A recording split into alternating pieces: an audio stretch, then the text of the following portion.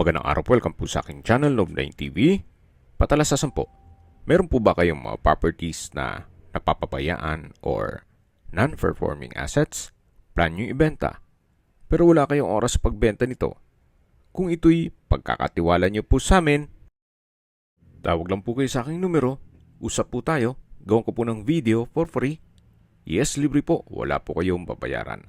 Tutulungan pa namin kayong mabenta ang inyong property. Kami na po bala sa marketing, sa boosting or paid ads. Even sa tripping, hindi na po kayo mapapagod sa pag-entertain ng mga buyers. Kami na po bala sa lahat. Tawag lang po kayo. Nandito po tayo ngayon sa Imus, Cavite kung saan meron po tayong bagong video presentation. Isang 3-story modern design house and lot na 3-year-old. May lot area po ito na 398 square meters at may dalawang corner lot. Ang floor area po nito ay 600 square meters. Meron pong 4 bedrooms with own toilet and bath, music room, maid's room with own toilet and bath. Then meron pong penthouse at view deck. At meron pong home elevator. Tungkol naman po sa dokumento nito, ito'y titulado, buhay po ang may-ari, kaya wala po kayo maging problema sa documentation o sa transfer ng title. Yan po yung pasad, napaganda po. Modern design at halos bago pa. Kaya wala po kayong ipapagawa dito. Dalawa po ang corner lot. Dito po sa kabila, yung pangalawang corner lot at yung unang parte ng video, yun ang unang corner lot. So nakabakod na po buong property at ang kagandahan pa po dito, napaganda po lang location nito. Malapit po sa lahat ng business establishments. Yan po yung gate na papasok sa garahe. Nakakasya po ang 5 sasakyan. Mamaya po sa dulong parte ng video, pag-usapan natin ang distance, location at travel time, pati presyo nito. Diyan po sa garahe nakapwesto ang home elevator o lifter. Kaya kung sakali man po ang kasama natin sa bahay ay PWD or senior citizen, gustong pumanik sa view deck o penthouse, hindi na po mahihirapan gawa ng meron pong lifter o home elevator. Nandito na po tayo sa loob. Yan po yung main door. At ito pong wall ay naka-natural stone design. Then meron pong mga glass walls and windows. Ito naman po yung papunta sa garahe, na kung saan kakasya po ang 5 sasakyan. Mamaya po iikutan natin yan. Silipin lang muna natin. So, yan po yung lifter. Itong may glass walls. Covered na rin po ang garahe o carport. Then itong glass walls and windows ay customized. Napaka-artistic po niya. Then meron pong ilang mga ornamental plants at may concrete pathway. Yan po yung pedestrian gate o secondary gate na kung saan dyan tayo pumasok. At bago po tayo pumasok dito sa main door, check po natin dito sa corner side. Ito po yung unang corner side nitong property na pag diniretso natin to ay yung covered lanay. So yan po yung kabilang side ng bahay. Pulidong-pulido po pagkapalitada. Quality po ang pagkagawa, hindi po tinipid. Yan po ang kagalahan pag owner's build. So ito po yung dream house nila. May pagbabago lang sa kailang mga plano, kaya ibebenta na lang po nila ito. So ito po yung double wooden door na meron pong glass panels. Then brickstone design itong wall. Samahan niyo po ako. Pasok po tayo. At welcome po dito sa bahay ni Madam at Sir, na kung saan napakaganda po, napakaaliwalas. Ito po yung receiving area. Double high ceiling at meron pong glass wall and window na nag-serves as natural sunlight.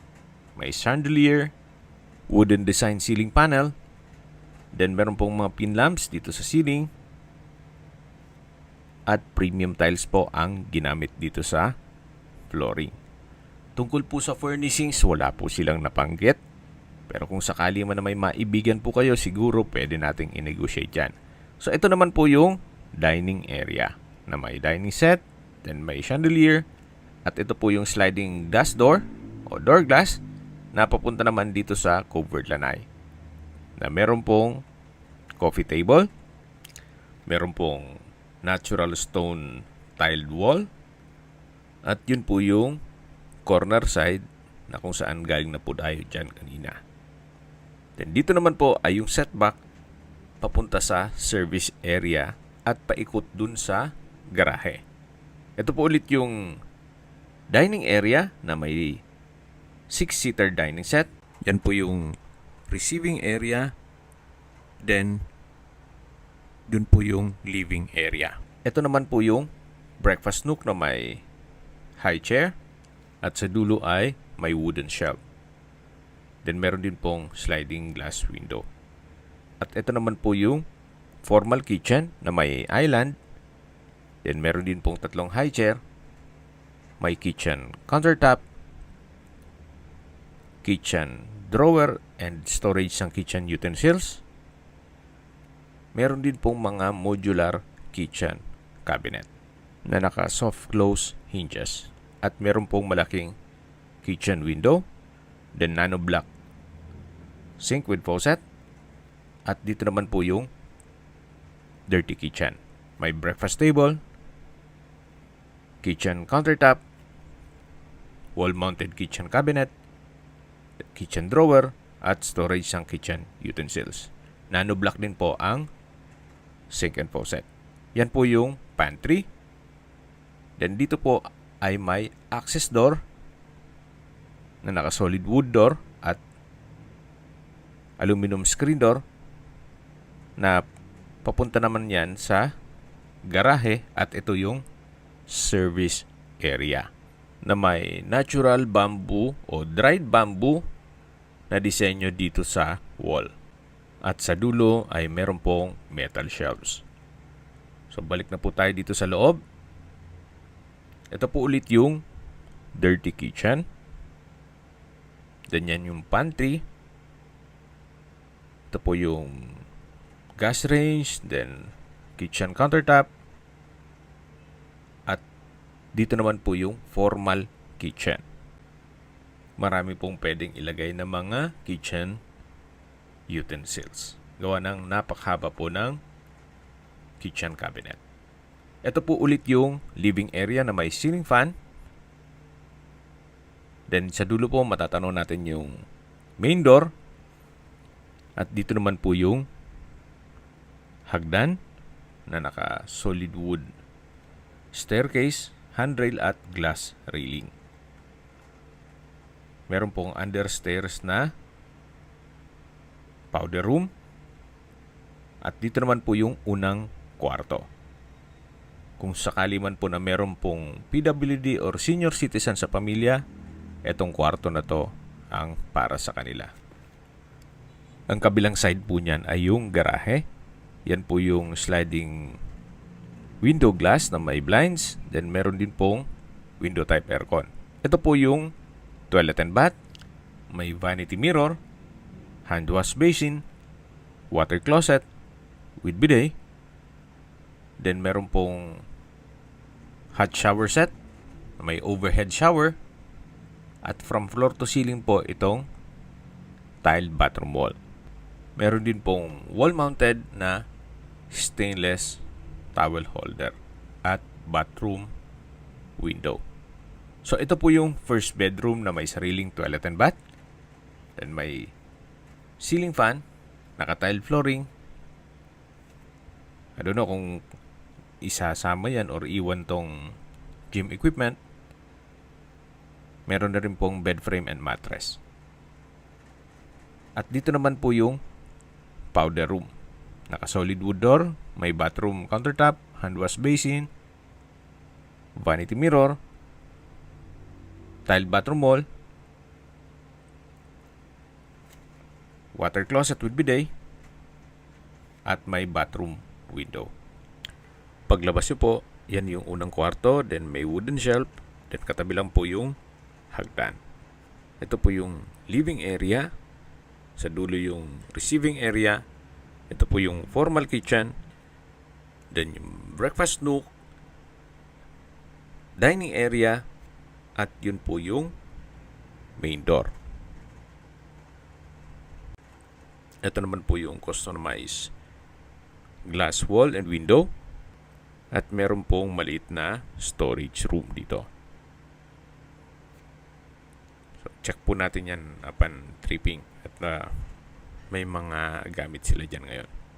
So ito po yung staircase na naka-solid wooden planks, then glass railing at wooden handrail. May chandelier din po. Then may painting. At samahan nyo po ako. Akyat po tayo. At nandito na po tayo sa second floor. Ito po yung family area.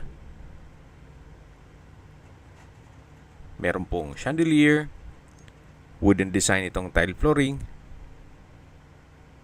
at dito naman po yung sliding glass window papunta sa balkonahe. Mamaya po ikutan natin yan. Dito naman po yung open below na naka-glass railing. Then, yan yung chandelier. Ito po yung glass walls and window. Nag-serves as natural sunlight. Mula po dito, matatanaw natin yung receiving area. At dito naman po yung wooden design na ceiling panels. Ito po yung first bedroom. Naka-solid wood door. Malaki ang espasyo, may wardrobe, bed frame and mattress, customized glass window with blinds, may ceiling fan, may window type aircon, at may sariling toilet and bath na may bathroom countertop, vanity mirror, hand wash basin, bathroom cabinet, water closet with bidet, hot shower set, at bathroom window. Naka-tiled bathroom wall din po yan. So ito po yung pangalawang kwarto ng buong bahay. At yan po ulit yung family area. Dito naman po yung third bedroom. Naka-solid wood door. Halos kasinlaki lang po nung kabilang kwarto. Malaki din po siya. Then meron pong sliding window glass with blinds, window type aircon, bed frame and mattress. Then may sariling toilet and bath na may bathroom countertop, hand wash basin, water closet with bidet, hot shower set, overhead shower, wall mounted towel rack, at tiled bathroom wall. Ito po yung third bedroom. Labas po tayo. Ito po ulit yung family area. Yan po yung linen room. Pan-tripping po, check natin yan, na naka-solid wood door. At katabi lang po nito yung hagdan o staircase. At ito naman po yung hallway na papunta sa master bedroom. Ito pong master bedroom ay halos triple ang laki ng mga kwarto. Napakalaki po ng espasyo. May corner window glass, ceiling fan, split type aircon, pin lamps. Then meron pong headboard, bed frame and mattress, at meron pong walk-in closet. Naka-solid wood door. Napakalaki po ng espasyo. May ceiling fan, wooden shelves, at dito naman po yung toilet and bath na may couple hand wash basin, malaking vanity mirror, bathroom countertop. Sa dulo po ay may bathtub. Then yan po yung water closet with bidet. May shower enclosure. From floor to ceiling po ang tile bathroom wall. Then may bathroom window, hot shower set. At dito naman po yung overhead shower. Napakaganda po. Pati po yung kombinasyon ng kulay nitong mga tile bathroom wall. At ito pong shower enclosure ay stainless itong frame niya. So yan po ulit yung walk-in closet. Napakalaki po ng espasyo. At dito naman po tayo ulit sa master bedroom. Meron pong access door dito na papunta naman sa balkonahe. Naka-solid wood door. Then meron pong rattan set. Naka-glass railing. Then may tubular design. At yan po yung stairs o spiral stair papunta sa penthouse. Yan po yung dulong parte ng balkonahe na may access naman papunta dun sa family room. So, akyat po tayo. Samahan niyo po ako. At nandito na po tayo sa roof deck o penthouse. Pwedeng music room. Depende po sa inyo kung ano maging use nyo dito. Naka-glass walls and window. May countertop, split type aircon. Then pwede pong mag video okay o karaoke. Kaya maganda rin gawing music room.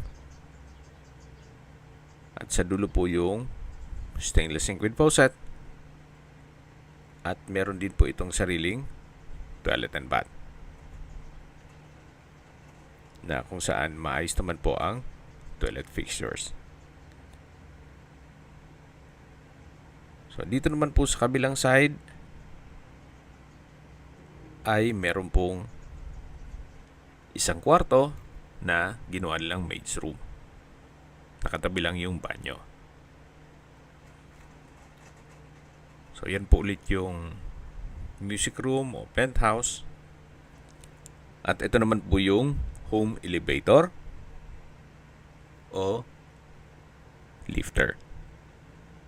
Pagbaba po niyan ay doon na mismo sa may garahe. Napakalawak po nitong view deck.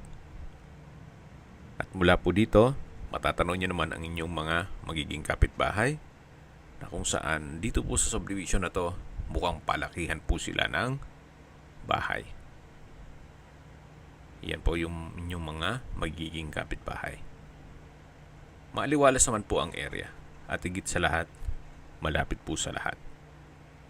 At pag-usapan na po natin ang distance, location at travel time. Kung familiar po kayo sa Tirona Highway, napakalapit lang po nito. 650 meters at ang travel time is 3 minutes. Mula naman po sa Binakayan Public Market na kung saan meron din pong mga groceries, convenience store, remittance center, supermarket, school, church, fast food, restaurant, at iba pang business establishments. 650 meters lang po ang layo. Ganun po kalapit ito sa mga business establishments. Kaya accessible po sa lahat. At mula naman po sa Binakayan Hospital and Medical Center, ang distance is 1.1 kilometers at ang travel time is 5 minutes. Yan po yung lagi kong binabanggit sa inyo na dapat nyo i-consider sa paghanap ng property, yung meron pong malapit na hospital. Hindi ko naman po sinasabing sakitin kayo. Yan naman po for emergency purpose lang naman. At mula naman po sa Kawit Toll Plaza, sa Cavitex, ang distance is 2.4 kilometers at ang travel time is 9 minutes. Mula naman po sa Parañaque Integrated Terminal o PTEX, ang distance is 13.7 kilometers at ang travel time is 22 minutes. Mula naman po sa airport, ang distance is 17.8 kilometers at ang travel time is 28 minutes. Opo, Napakalapit na po nito sa Manila. Kaya kung hanap nyo yung isang malaking bahay na wala na kayong ipapagawa, ito na po yung hinahanap nyo. Then, dito naman po ay may secondary gate. At ito naman yung service area. Na diretso po yan hanggang sa garahe. May mga storage cabinet. Ito po yung dinaanan natin kanina na metal shelves. Yung laundry area. Then yung mga dried bamboo. Then may steel gate. At dito na po tayo sa garahe. Nakakasya po ang 5 sasakyan. Then silipin po natin yung lifter o elevator. Yan po yung tinutukoy ko na lifter at working po yan. Okay, sa presyo na po tayo. Binebenta po ito ni owner sa halagang 25 million pesos, which is murang-mura na po yan. Sa ganda nitong bahay at 3 taon pa lang, kung bibili po kayo ng lupa na ganitong kalaki at corner lot pa, then magpapakonstruct pa kayo ng ganyang kalaki, siguro mabibitin yung 25 million nyo. Well, yan po yung opinion ko lang naman.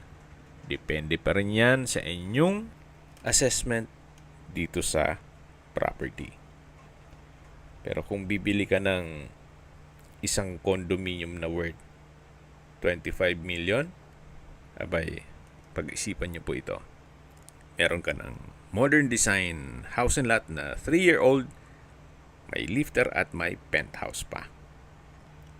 At wala pang isang oras, nasa airport o di kaya'y MOA o Baclaran ka na. Ganun po kaganda ang lokasyon nitong property. Kung may mga katanungan po kayo, tawag lang po kayo sa aking numero. At sa mga kababayan naman natin nasa ibang bansa, meron po akong WhatsApp, Viber at Telegram. Same number lang po, 0917-316-3399. Sa mga nagtatanong naman po ng aming Facebook, meron po aming Facebook page na Nov9TV at Facebook Reel Video. Meron din pong TikTok at Instagram. May ibang YouTube channel po kami, the Nov9TV channel, Nov9TV Listings, Nov9TV On The Spot, Nov9TV Updates, at Nov9TV House Rental. Sana po naibigyan nyo ang video presentation. Paki-like and subscribe na lang po sa aking channel para ma-update din po kayo sa aking future listings. Kung sakali po hanap nyo yung mas malaking sukat ng lupa, meron din po kami ibang listings na pwede nyong pagpilian. Huwag po kayong mag-atubiling tumawag sa amin. Then, let us know your budget para malaman namin kung anong property pwede naming ilong sa inyo. Sa lahat pong viewers, subscriber at nagtiwala po sa amin, salamat po sa suporta. Ingat po kayo lagi at yung pamilya. Maraming salamat po.